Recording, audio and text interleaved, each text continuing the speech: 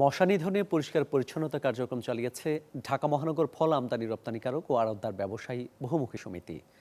এই কার্যক্রমে তাদের সঙ্গে যুক্ত ছিল ঢাকা দক্ষিণ সিটি কর্পোরেশনও।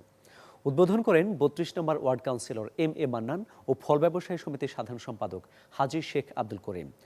তাৎক্ষণিক প্রতিক্রিয়ায় এলাকাবাসীকে রোগ জীবাণু থেকে সুরক্ষায় সবসময় পাশে থাকার অঙ্গীকার করেন তারা। এ সময় বিভিন্ন সড়ক পরিষ্কার করেন সংগঠনটির স্বেচ্ছাসেবীরা, আর মশা মারার ওষুধ ছিটান সিটি কর্পোরেশনের পরিচ্ছন্নতা কর্মীরা। এ সময় অন্যান্যের মধ্যে সংগঠনের সহসভাপতি শামসুদ্দিন, কার্যনির্বাহী সদস্য মোহাম্মদ সেলিম, হাজী রবিন সহ ব্যবসায়ী নেতারা উপস্থিত ছিলেন। ওয়াশঘাট হইতে বাউবাজার ঘাট পর্যন্ত এবং পাশে শাহজাহান মেলেন আশেপাশে যেগুলো মহল্লা আছে সব সহ আমরা করছি।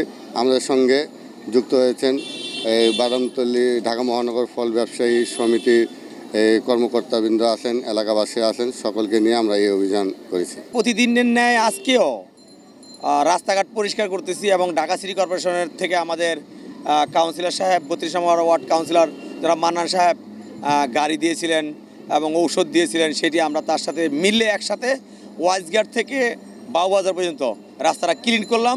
এটা হচ্ছে ব্যবসায়ীদের বড় স্বার্থ। আজকে ডেঙ্গু এমন মহামারী ধারণ করছে, করোনা থেকে বেশি সমস্যা হচ্ছে। অতএব আমরা এটা নিয়ে স্বাস্থ্য সচেতনতার দিকে আগাইতেছি।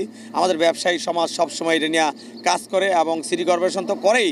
আমরা নিজেরাও নিজেদের দায়িত্বে নিজেরা পার্সোনাল লোক রেখে আমরা এই পরিষ্কারটা প্রতিদিন করাই।